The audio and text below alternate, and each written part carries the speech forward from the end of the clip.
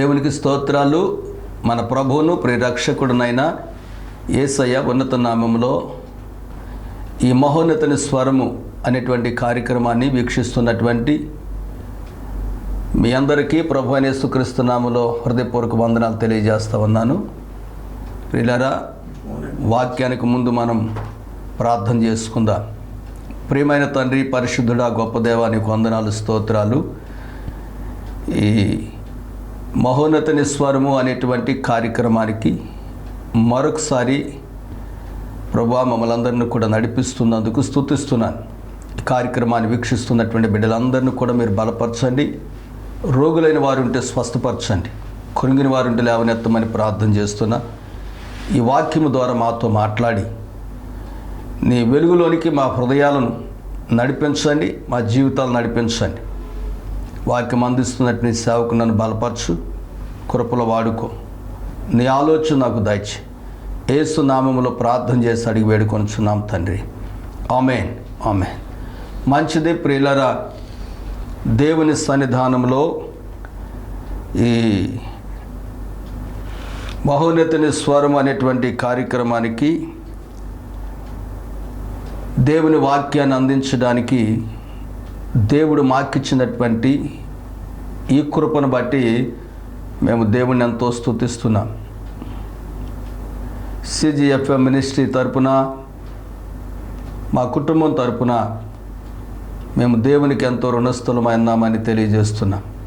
పరిశుద్ధ గ్రంథంలో నుండి ఈరోజు ఒక వాక్యాన్ని మనము చదువుకుందాం.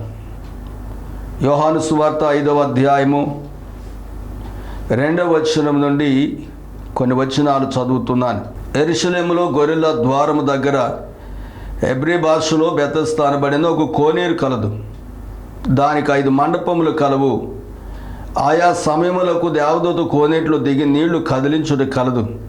నీరు కదిలించబడిన పిమ్మట మొదట ఎవడు దిగునో వాడు ఎట్టి వ్యాధిగ్రస్తుడైనో బాగుపడును. గనుక ఆ మండపములో రోగులు, గుడ్డివారు, కుంటివారు, ఊచ కాలు చేతులు గలవారు గుంపులు గుంపులుగా పడి ఉండిరి. అక్కడ 38 ఏండ్ల నుండి వ్యాధి గల ఒక మనుషుడుండెను. యేసు వాడు పడి ఉండుట చూచి వాడప్పటికి బహుకాలము నుండి ఆ స్థితిలో నున్నాడని ఎరిగి, స్వస్థపడగోరుచున్నావా అని వాని నడుగుగా, ఆ రోగి, అయ్యా, నీళ్లు కదిలించబడినప్పుడు నన్ను కోనేటిలోనికి దించుటకు నాకు ఎవడనూ లేడు గనుక నేను వచ్చినంతలో మరియొకడు నాకంటే ముందుగా దిగునని అతనికి ఉత్తరమిచ్చను. దేవుని పిల్లలారా, చదివినటువంటి వాక్య భాగంలో ఎన్నోసార్లు మనము ఈ లేఖనాన్ని చదివి ఉంటాం, వినుంటాం కూడాను. అయినప్పటికీ మరొకసారి పరిశుద్ధాత్మ సహాయం చేత ఈ వాక్యాన్ని మనము ధ్యానించినప్పుడు మరొక కోణములో దేవుడు మనతో మాట్లాడతాడు. కాబట్టి దేవుని వాక్యం ఎప్పుడు కూడా మనము రెండంచులు గల ఖడ్గంగా చూడాలి. అలాగనే దేవుని వాక్యము మనకు 3 విధాలుగా పరిచయం అవుతూ ఉంటుంది. నేను అనేక మార్లు చెప్పాను, మరొక మారు కూడా తెలియజేస్తాను. దేవుని వాక్యం అలంకార రూపంలో మనకు బైబిల్లో కనిపిస్తూ ఉంటుంది. రెండవది అక్షరార్థంగా కనిపిస్తూ ఉంటుంది. మూడవది ఆత్మీయార్థంగా కనిపిస్తూ ఉంటుంది. కాబట్టి బైబిల్ ఎక్కడ అలంకార రూపంగా ఉందో, ఎక్కడ అక్షరార్థంగా ఉందో, ఎక్కడ ఆత్మీయంగా ఉందో బైబిల్ చదివేటప్పుడు మనం పరిశుద్ధాత్మని యొక్క సహాయాన్ని తీసుకున్నప్పుడు తప్పక దేవుడు మనకు ఆ వివరణ దయచేస్తాడు. కాబట్టి మనం ఈ 3 కోణాల్లో బైబిల్ వాక్యాన్ని మనము ధ్యానిస్తూ దానిలో ఉండేటువంటి ఆ లోతులు, ఆ అనుభవాలు కూడా మనము తెలుసుకుంటూ మనము దేవుని రాజ్యము కొరకు పనిచేస్తూ ఆయన మార్గములో సంపూర్ణమైనటువంటి ప్రయాణము చేయగలిగినటువంటి బిడ్డలుగా ఉండగలం. చాలామంది దినాలలో బైబిల్లో నుండి 1-2 వాక్యాలు తీసుకొని మరి బైబిల్లో తప్పులు ఉన్నాయని, బైబిల్లో పొరపాట్లు ఉన్నాయని, బైబిల్లో చెడు ఉందని ఒకవైపు క్రైస్తవ సంఘాన్ని, ఒకవైపు యేసు ప్రభుని, ఒకవైపున బైబిల్ గ్రంథాన్ని దాన్ని వెంబడిస్తున్న లేక బోధిస్తున్న వారిని కూడా దూషిస్తున్నటువంటి వారు ఎందరో ఎక్కువైపోయారు. అయినప్పటికీ వాళ్ళందరినీ దేవుడు క్షమించి వాళ్ళందరూ కూడా రక్షణ ఇవ్వాలని మనం ప్రార్థన చేద్దాం. బైబిల్ అర్థం కానటువంటి వాళ్ళు ఇలాంటి అనుభవాలలో మాట్లాడతారు.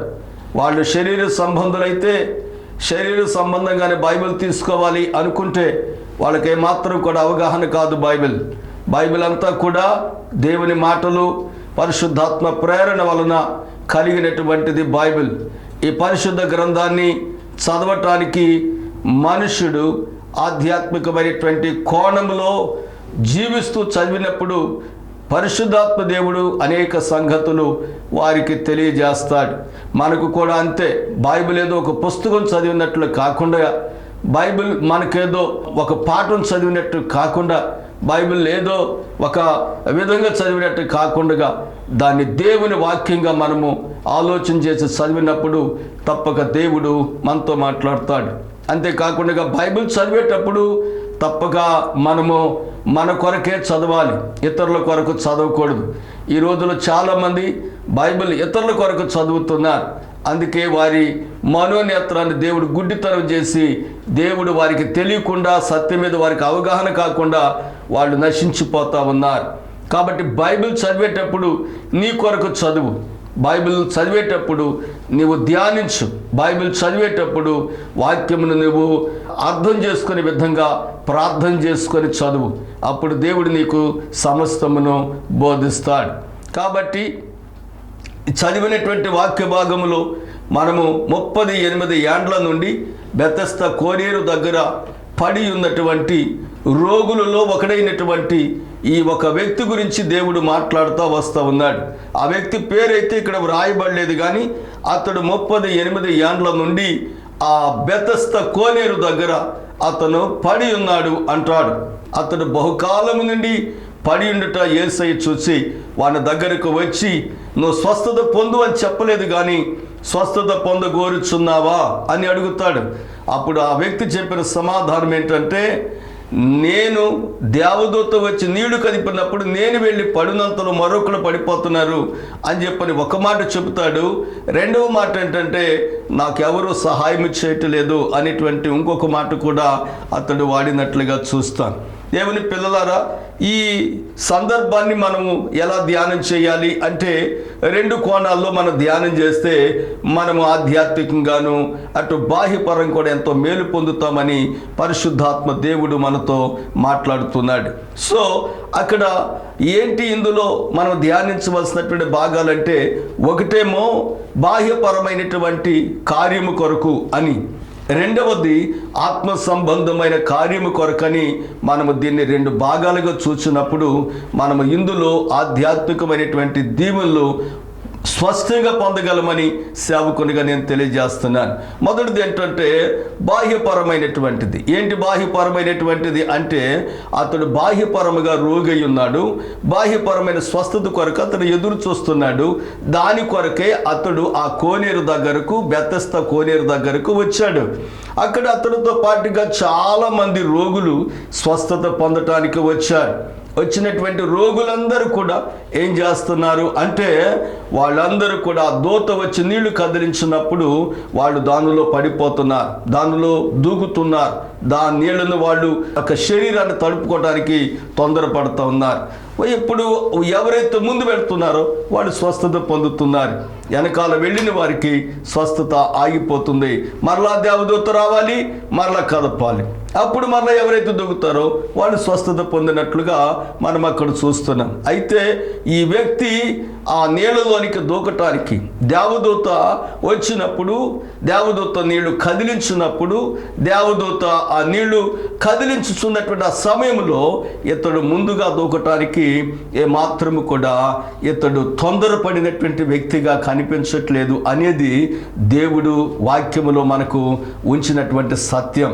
ఎందుకు ఇతడు బాహ్యంగా స్వస్థత పొందపోతున్నాడు అంటే, ఇతనిలో తొందర లేదు, ఇతనిలో సరైనటువంటి ఆ సిద్ధపాటు లేదు. ఇతనులో మరి ఆ దేవదూత ఎప్పుడు వస్తుందో, ఎప్పుడు కదులుస్తుందో అనేటువంటి ఆ కనిపెట్టే అనుభవం కూడా లేకుండా అయిపోయింది. దేవదూత వాస్తవం, నీళ్లు కదిలించడం కూడా వాస్తవమే, అయితే ఆ నీళ్లు కదలటం కూడా వాస్తవమే, అక్కడ స్వస్థత ఉండటం కూడా వాస్తవమే. కానీ పొందకుండా 38 సంవత్సరాలు ఇతడు అక్కడే ఉండిపోయాడు. కారణం ఇతడే అని దేవుని వాక్యం మనకు చెప్తుంది. బాహ్యపరమైనటువంటి స్వస్థత. చూడండి దేవుని పిల్లారా, ఈ రోజున మనము చూస్తూ ఉంటాము, ఏంటి అంటే స్వస్థత పొందాలని చాలా మందికి ఆశ ఉంటుంది. స్వస్థత పొందాలని చాలా మందికి, ఎందరో రోగులు బాగుపడాలని ఉంటుంది, కానీ వాళ్ళు వెళ్ళవలసినటువంటి స్థలానికి వెళ్ళరు. ఒకటి. రెండవది, వారు చేయవలసినటువంటి పని వాళ్ళు చేయరు. మూడవది ఏంటంటే వాళ్ళు సరైనటువంటి సిద్ధపాటు కూడా కలిగి ఉండరని దేవుని వాక్యం చెప్తుంది. బైబిల్లో మనకు హిజ్కియా అనేటువంటి ఒక రోగి కనిపిస్తాడు. ఆ రోగి అయితే మరణకరమైన రోగంతో బాధపడుతున్నాడు. దేవుడు ఒక వర్తమానాన్ని పంపాడు యెషయా అనేటువంటి ప్రవక్త ద్వారా. ఆ ప్రవక్త వచ్చి మాట్లాడుతున్నాడు. ఏమనంటే, నీవు చనిపోతావిక, నీ ఇల్లు చక్కబెట్టుకోమని దేవుడు చెప్పాడని చెప్పినప్పుడు వెంటనే అతడు ఏం చేశాడంటే, ఆ ప్రవక్త వెళ్ళిపోగానే అతడు గోడ తట్టు తిరిగి కన్నీటితో ప్రార్థన చేయటం ప్రారంభిస్తాడు. కన్నీటితో ప్రార్థన, ఏడుస్తాడు. దేవుని స్వస్థత కొరకై ఎంతగా ఏడ్చాడో, ఎంతగా ప్రార్థించాడో, ఎంతగా విలపించాడో, ఎంతగా ఆ స్వస్థత కావాలి. మరణం నాకు అక్కర్లేదు, నాకు స్వస్థత కావాలి, నాకు నా శరీరానికి స్వస్థత కావాలి, మరణకరమైన రోగము నన్ను విడిచిపెట్టి వెళ్ళిపోవాలి అనేటువంటి ఆ తాపత్రయం, ఆ ఆశ, ఆ సిద్ధపాటు, ఆ ప్రార్థన, ఆ కన్నీరు, ఏడుస్తున్నాడు. ప్రియులరా, ఇక్కడ కోనేరు దగ్గర ఉండేటువంటి వ్యక్తి చూస్తారా, దేవుని ఆ స్వస్థత కొరకు అతనికి అలాంటి తొందర లేకుండా ఎవరో ఒకళ్ళు నాకు హెల్ప్ చేయాలనేటువంటి ఆలోచనతో నిలబడిపోయాడు అతను. అదే అంటాడు, యేసు ప్రభువారు వచ్చి స్వస్థత పొందగోరుచున్నావంటే ఏమంటాడు, నాకెవ్వరూ సహాయం చేయట్లేదు. ప్రియులరా, నీ రోగం పోవాలి అంటే, నీ రుగ్మత పోవాలి అంటే, నీ మరణకరమైన రోగం నిన్ను వదిలిపెట్టాలంటే నువ్వు చేయవలసిన పని ఒకటే, నువ్వు దేవుని మీద ఆధారపడాలి. యేసయ్య పాదాలు పట్టుకోవాలి, కన్నీరు కార్చాలి. ఏ మనుషుడో నిన్ను బాగు చేయడు, ఏ మనుషుడో నిన్ను శుద్ధి చేయడు, ఏ మనుషుడు నిన్ను ఆ యొక్క వ్యాధి నుండి విడిపించలేడు. నీ వ్యాధి మరణకరమైన వ్యాధి కావచ్చు, ఏ వ్యాధి అయినా కావచ్చు, చాలా రకాల వ్యాధులు ఉన్నాయి, ఏ వ్యాధి అయినా కావచ్చు. ఆ వ్యాధి నీలోంచి పోవాలి అంటే నీవు దేవుని మీద మాత్రమే ఆధారపడాలి. వచ్చిన వాళ్ళందరూ దేవుని మీద ఆధారపడ్డారు. కాళ్ళు చేతులు లేనటువంటి వాళ్ళు, ఓ చేతులు కలిగిన కుంటివారు, గుడ్డివారు, మోగవారు, అనేక మంది చెవిటివారు, అక్కడ వాళ్ళందరూ కూడా దేవుని మీద ఆధారపడి నీళ్లు కదిలించగానే గబాన పడిపోతూ ఉంటే, ఈ వ్యక్తి మాత్రం ఎవరో నన్ను తీసుకెళ్ళి ముంచుతారని చెప్పని చూస్తూ ఉన్నాడు. అందుకే అతడు స్వస్థత పొందలేకపోయాడు. నా ప్రియమైనటువంటి దేవుని పిల్లలారా, ఈ దినమందు దేవుని సన్నిధానంలో నీవు ఆలోచించే.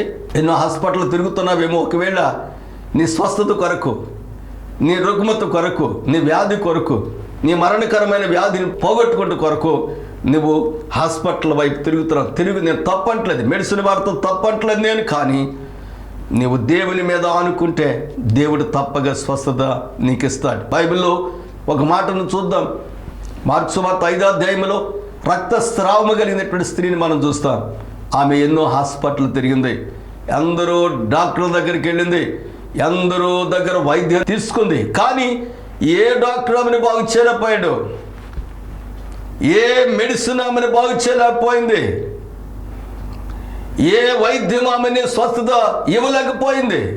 చివరికి ఆమె యేసు దగ్గరకు వచ్చే రహస్యముగా ఆయన వస్త్రపు చెంగు నేను ముట్టుకుంటే బాగుపడతానని చెప్పని విశ్వాసముతో నింపబడి ఆమె ఆయన దగ్గరకు వచ్చి ఆయన వస్త్రపు చెంగు ఎప్పుడైతే ముట్టుకుందో వెంటనే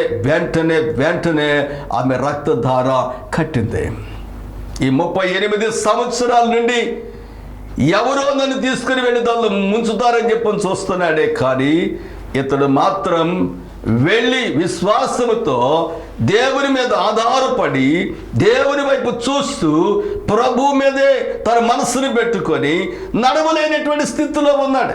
అందుకే అతడు స్వస్థత పొందటానికి బాహ్యపరంగా తన శరీరంలో ఉండేటువంటి రోగము పోగొట్టుకోవటానికి అతనికి పట్టినటువంటి టైం ఎంతో తెలుసా? 38 సంవత్సరాలు. ఈ రోజున ఏ వ్యాధి నీలో ఉందో, ఏ కీడు నీలో ఉందో, ఏ మరణకర వ్యాధి ఉందో, నీ వ్యాధి బాహ్యపరమైన, నీ ఇంటిలో ఏ రోగం ఉందో, నీ ఒంటిలో ఏ రోగం ఉందో, నీ బిడ్డలో ఏ బలహీనత ఉందో, అదంతా తొలగిపోవాలంటే నువ్వు దేవుని మీద ఆధారపడాలని దైవజనునిగా దేవుని వాక్యాన్ని బట్టి మీకు తెలియజేస్తా ఉన్నాను. రెండవ విషయానికి వస్తే ఆధ్యాత్మికమైనటువంటి కోణం. చూడండి, ఆధ్యాత్మికమైనటువంటి కోణం.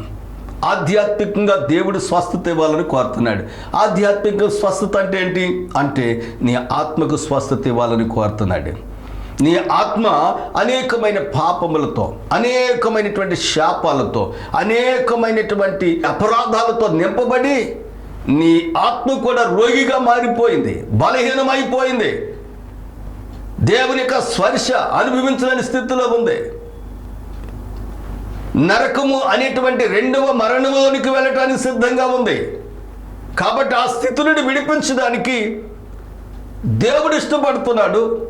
అన్నిటినీ దేవుడు సమకూరుస్తున్నాడు, సిద్ధపాటు కలిగిస్తున్నాడు, సిద్ధపరుస్తున్నాడు దేవుడు. కానీ నీవు మాత్రం దానిని పొందుకోకుండా దేవుని పిల్లరా ఇంకా నిర్లక్ష్యంగానే ఉన్నావు.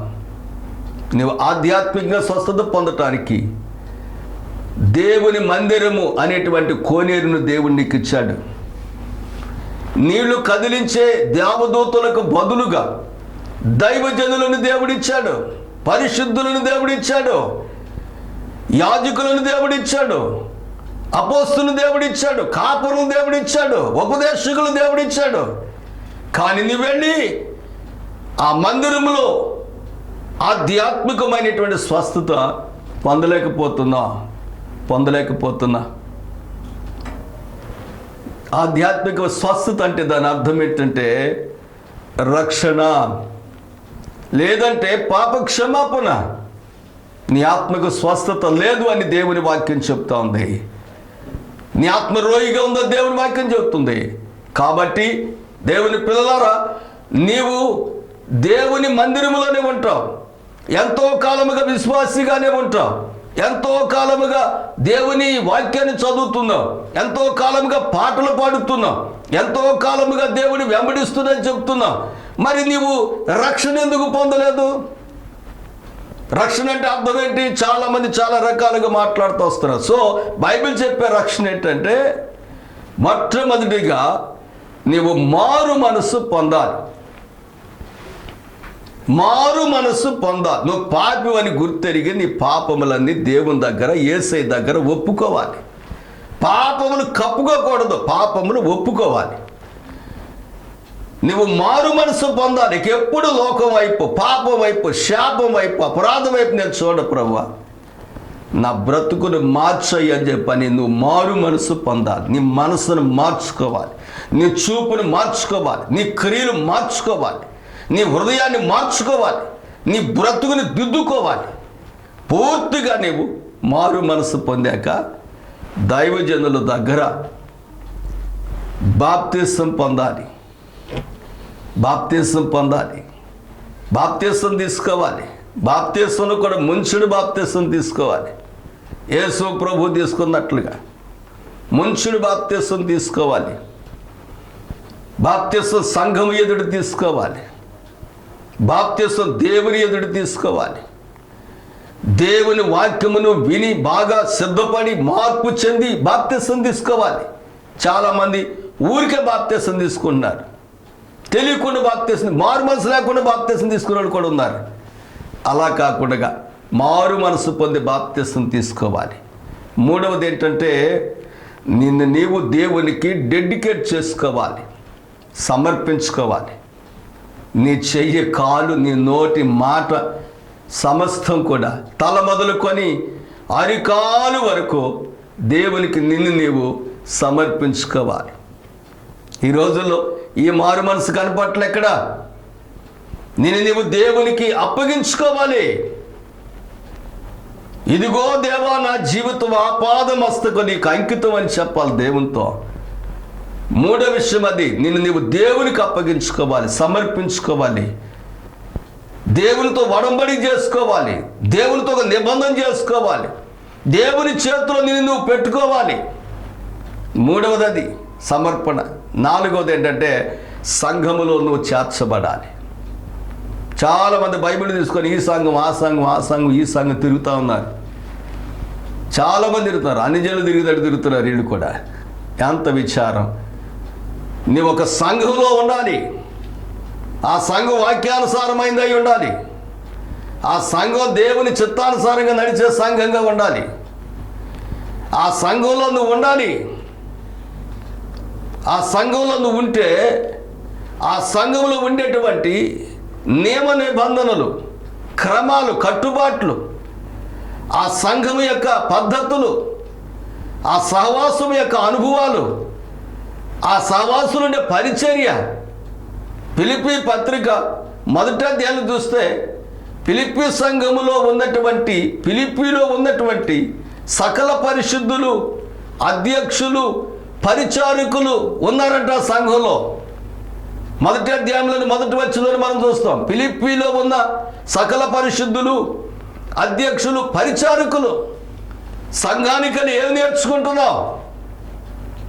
మారు మనసు పొందాను, బాప్తిసం పొందాను, సంఘంలో చేర్చబడ్డావా? సమర్పించుకున్నావా? సంఘములో ఉండేటువంటి దేవుని పని విషయంలో నీ బాధ్యత ఎంత ఉంది? ఎంతగా నువ్వు నిలబడగలుగుతున్నావు దేవుని కొరకు? ఆ సంఘ క్రమాలు, కట్టుబాట్లు నేర్చుకుంటున్నావా? దైవజనుడు నీకు నేర్పిస్తున్నప్పుడు నేర్చుకోగలుగుతున్నావా అనే విషయాన్ని నువ్వు గ్రహించాలి. ఆ సంఘములో నువ్వు ఉన్నావు అంటే ఆ సంఘములో ఉండేటువంటి ఆ క్రమాలకు, ఆ కట్టుబాట్లకు, ఆ నియమాలకు, ఆ ఉపవాసాలకు, వాటన్నిటికీ నీవు లోబడి జీవించాలి. అందులోనికి నీ కుటుంబాన్ని కూడా నడిపించుకోవాలి. నాలుగవది అది. ఐదవది ఏంటంటే ప్రియులారా, ఆ సంఘములో ఉన్నటువంటి నీవు ప్రభువు కొరకు సాక్షిగా, నమ్మకమైన వ్యక్తిగా జీవించాలి. నమ్మకమైన వ్యక్తిగా, సాక్షిగా. ఎందుకు ఆ మాట చెప్తున్నాను సేవకుని కంటే? దేవుడే అన్నాడు, నిన్ను బట్టి నా నామము అన్యజనుల మధ్య దూషించబడుతుంది కదా. నిన్ను బట్టి నా నామము అన్యజనుల మధ్య దూషించబడుతుంది. కాబట్టి నువ్వు మంచి సాక్ష్యం కలిగి ఉండాలి. ఐదవది మంచి సాక్ష్యం. మంచి సాక్షిగా నువ్వు జీవించాలి, సత్య సాక్షిగా జీవించాలి. పరిశుద్ధుడు అనే సాక్ష్యం, పరిశుద్ధురాలనే సాక్ష్యం, యథార్థత అనే సాక్ష్యం, సత్య సంబంధమైన సాక్షిగా నీవు జీవించాలి. నీ దైవజనుడు నీ గురించి ఆలోచన చేస్తున్నప్పుడు గుడ్, నమ్మకమైన మంచి దాసుడే, నమ్మకమైన మంచి దాసురాలే అని చెప్పాలి. ఐదవది. ఆరవది ఏంటంటే దేవుని పిల్లరా, ఆ సంఘములో దేవుని యొక్క శరీరము, దేవుని యొక్క రక్తాన్ని నీవు తీసుకోవాలి. ఎందుకంటే నా శరీరము తిని నా రక్తము త్రాగువాడే నిత్య జీవానికి పాత్రుడు, అంత్యదినమందు నేను వానిని లేపుతానన్నాడు యేసయ్య. కాబట్టి ఆయన శరీరము, ఆయన రక్తము నువ్వు తీసుకోవాలి. ఆయన శరీరమును, ఆయన రక్తమును నువ్వు తీసుకుంటే దేవుడు నీకు నిత్య జీవాన్ని దయచేస్తాడని సేవకునిగా నేను నీకు తెలియజేస్తున్నాను. ఇదే ఆత్మ సంబంధమైన కోణం. శారీరకంగా ఆ వ్యక్తి 38 సంవత్సరాలు దేవుని స్వస్థత ఎంత అందుబాటులో ఉన్నప్పటికీ నిర్లక్ష్యంగా ఎవరో మీద ఆధారపడ్డాడు. ఇక్కడికి వస్తే ఆధ్యాత్మికంగా దేవుని మందిరం, దేవుని సంఘం, దేవుని సేవకుడు, దేవుని యొక్క ఆత్మ నడిపింపు అంతా అక్కడ ఉన్నప్పటికీ ఆత్మ సంబంధంగా నువ్వు స్వస్థత పొందలేని స్థితిలో పడి ఉంటున్నాను. దానికి కారణం ఏంటంటే నీ నిర్లక్ష్యమే. ఎవరో మీద ఆధారపడుతున్నా. నేను చెప్తున్న సేవకునిగా ఈరోజు నీకు దేవునికి మధ్య ఏ మనిషి ఉండకూడదు. నీకు నీ భక్తికి ఏ మనిషి కూడా ఆధారమై ఉండకూడదు. దేవుని వాక్యము నీ ఎదుటుంది, బోధించే దైవజనులు ఉన్నారు, సత్య సంబంధమైన సాక్షులు ఉన్నారు. కాబట్టి నీ భక్తికి, నీ భక్తిలో ఎదుగుదలకు, నీ ఆత్మ సంబంధమైన స్వస్థత కావచ్చు, బాహ్యపరమైన దేవుడిచ్చే స్వస్థత కావచ్చు, ఎవరి మీద నువ్వు ఆధారపడద్దు, దేవుని మీద మాత్రమే నువ్వు ఆధారపడాలి. ప్రభు మీద మాత్రమే నువ్వు ఆధారపడాలి. దేవుని కొరకు మాత్రమే నువ్వు నడవాలి. అప్పుడు దేవాది దేవుడు నిన్ను ప్రేమించి ఆయన నీకు ఇవ్వవలసినటువంటి ఈవులు కావచ్చు, మేలులు కావచ్చు, ఆశీర్వాదములు కావచ్చు, ఐశ్వర్యము కావచ్చు, ఘనత కావచ్చు, నీతి కావచ్చు, సమస్తము కూడా నీకు సమృద్ధిగా దయచేస్తాడు. నువ్వు మనుషుల మీద ఆధారపడినంత వరకు కూడా నీకు ఏ స్వస్థత కూడా లభించదు. చాలామంది చెప్తా ఉంటారు, నేను ఎంతో కాలం నుంచి విశ్వాసినని, కానీ శారీరక స్వస్థత కానీ ఆత్మ సంబంధ స్వస్థత కానీ వారిలో మనకు కనిపించదు. కాబట్టి లోతైనటువంటి భక్తి జీవితంలోనికి నువ్వు వెళ్ళాలి అంటే నువ్వు లోతులోనికి దిగాల్సిందే. నీకు దేవునికి మధ్య ఏ మనిషి సపోర్ట్ అక్కర్లేదు. దేవుడు శిలువ మీద వేలాడుతున్నప్పుడు ఆ దేవాలయపు తెర పైనుండి కిందకు చిరిగిపోయిందండి. ఎందుకంటే దేవునికి నీకు మధ్యలో ఏది ఉండటానికి వీల్లేదు. దేవునికి నీకు మధ్యలో ఎవరు ఉండటానికి వీల్లేదు. నీ ఆస్తి అడ్డం వస్తుందా, నీ అంతస్తు అడ్డం వస్తుందా, నీ చదువు అడ్డం వస్తుందా, నీ కులం అడ్డం వస్తుందా, నీ ప్రాంతం అడ్డం వస్తుందా దేవునికి నీకు మధ్యలో? దాన్ని అంతటిని కూడా పక్కకు నెట్టివేసి దేవుని బిడ్డగా, దేవుని రాజ్యము కొరకు నువ్వు పరిగెత్తవలసినటువంటి అవసరం ఉంది. నీకు స్వస్థత కావాలంటే ఎవరు దేవునికి నీకు మధ్యలో ఎవరు ఉండటానికి వీళ్ళకుండా చూసుకో. అందుకే అపోస్తలుడైన పౌలు ఫిలిప్పీ పత్రిక 3వ అధ్యాయంలో ఆయన చెప్పింది, నాకు ఏవేవి లాభకరములై ఉన్నవో ఆయన పునరుత్థానము నిమిత్తము సమస్తమును కూడా పెంటతో సమానంగా నేను ఎంచుకొనిచున్నాను. నాకు ఆయనకు మధ్య ఎవరుంటానికి లేదు. నేను కూడా క్రీస్తులాగా సిలువ వేయబడ్డాను. జీవించబడిన నేను కాదు, క్రీస్తే నా యందు జీవిస్తున్నాడు. ఎంత అద్భుతం అండి! ఈనాడు సంఘాలు కానీ, దేవుని పిల్లల దేవుని దగ్గరికి వస్తున్నటువంటి వారు కానీ ఎవరైనా సరే ఎంత అనుభవాల్లోనికి వస్తే ఎంత ఆశీర్వాదం, దేవుని నామం ఎంత ఘనత, భారతదేశం అంతా రక్షించబడుతుంది, సంఘాలు జీవించబడతాయి, సేవకులందరూ బలపరచబడతారు, కుటుంబాలు బలపరచబడతాయి, బిడ్డలు దీవించబడతారు, దేవుని కృపావర్షం ఆ కుటుంబాల మీద కుమ్మరించబడుతుంది కదా. కాబట్టి బాహ్యపరమైన విషయంలో, ఆత్మీయమైన విషయంలో ఏమాత్రము కూడా నువ్వు ఆలస్యం చేయకుండా త్వరపడి ప్రభు మీద ఆధారపడి అద్భుతమైన స్వస్థత పొందుతావని దేవుడు ఈరోజు నీతో మాట్లాడి నిన్ను బలపరుస్తున్నాడు. ఇట్టి మాటలు మీ వినికిడిలో దీవించునుగాక. Amen. May God bless you. దైవాశీస్సులు. Thank you. Praise the Lord. మంచిదండి. ఈ సమయంలో ఈ ఎపిసోడ్కి, ఈ టీవీ కార్యక్రమానికి స్పాన్సర్ చేసినటువంటి మా ప్రియ సంఘ బిడ్డలు చిన్న, అలాగే దేవి, వారికి ఇచ్చినటువంటి బిడ్డలు కీర్తి, అలాగే యాకోబు, ఈ కుటుంబం ఈ కార్యక్రమానికి స్పాన్సర్ చేస్తున్నారు. కాబట్టి వారిని దేవుడు దీవించాలని, ఆశీర్వదించాలని, ఈ విధంగా వాళ్ళు ఈ పరిచర్యలో కొనసాగాలని వారి కొరకు ప్రార్థన చేద్దాం. ప్రియమైన తండ్రి, పరిశుద్ధుడా, నీకు వందనాలు, స్తోత్రాలు నాయన. ప్రభువా, చిన్న, దేవి, అలాగే కీర్తి, యాకోబు కొరకు ప్రార్థన చేస్తున్నాను. వారిని దీవించండి, ఆశీర్వదించండి, ఘనపరచండి. ఈ పరిచర్యలో వారు నమ్మకంగా కొనసాగుటకు సహాయం ఇచ్చండి. చిన్న లారీ తోలుతూ బయట ఎక్కడ ఉంటాడు, ప్రయాణంలో తోడైండు. కీర్తి జాబులో సహాయం చేయండి నాయన. అలాగే దేవికి మంచి ఆరోగ్యము దాయించండి. యాకోబు కూడా బయట పనిలో ఉంటాడు, ఆ బిడ్డ ప్రయాణంలో కూడా తోడండి. చదువులో ఆ బిడ్డకు సహాయం చేయండి. వారికి కావలసిన దీవెన ఆశీర్వాదములు మెండుగా దయచేయమని ప్రార్థన చేస్తూ నీ కృపగా అప్పగించుకుంటూ యేసు నామములో ప్రార్థించి అడిగి వేడుకొనుచున్నాము తండ్రి. Amen. Praise the Lord. Christ Gospel Faith Ministry ఆధ్వర్యంలో సిలువ సన్నిధి స్వస్థశాల ప్రతి శుక్రవారం ఉదయం 11 గంటల నుండి 3 గంటల వరకు. స్థలం CGFM చర్చి దగ్గర, పక్షుల తోట, Kuchipudi. Praise Lord. Christ gospel faith ministries ఆధ్వర్యంలో కుటుంబ ఆశీర్వాద కూడిక ప్రతి నెల 5వ తేదీ. సమయం రాత్రి 7 గంటల నుంచి 10 గంటల వరకు. స్థలం కూచిపూడి CGFM చర్చి దగ్గర, పక్షుల తోట. Reverend doctor M. హానక్ గారు బైబిల్ నేర్పే భక్తి కొత్త పుస్తకం సిద్ధంగా ఉంది. కావలసిన వారు సంప్రదించండి. మా చిరునామా 1-127 కూచిపూడి, మోవ మండలం, కృష్ణా జిల్లా 521136.